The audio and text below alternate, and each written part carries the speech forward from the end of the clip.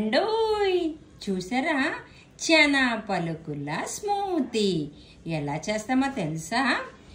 పచ్చి శనగ పలుకులు అయితే చాలా మంచిది. జస్ట్ ఒలిచి పెట్టుకుంటారు.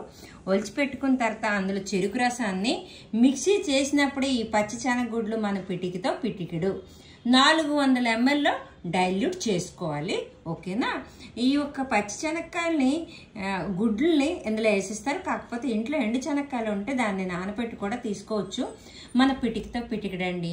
ఒక్క అరటిపండు, కానీ మీకు నచ్చిన ఏ ఫ్రూట్ అయినా వేసుకోవచ్చు. కానీ అరటిపండు చాలా మంచిది.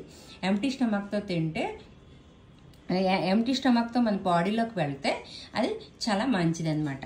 ఇంకోటి అరటిపళ్ళు కనుక కొంచెం నల్లగా గట్ట అయిపోయినా ఈ విధంగా మీరు యూజ్ చేసుకోవచ్చు.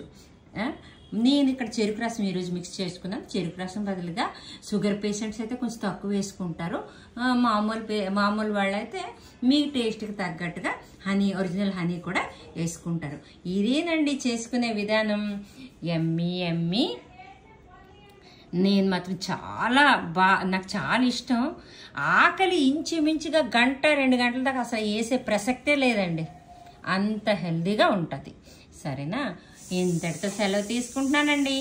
ఉంటానండి. నా ఛానల్ని సబ్స్క్రైబ్ చేయండి, లైక్ చేయండి, మరియు కామెంట్స్ కూడా పెట్టండి.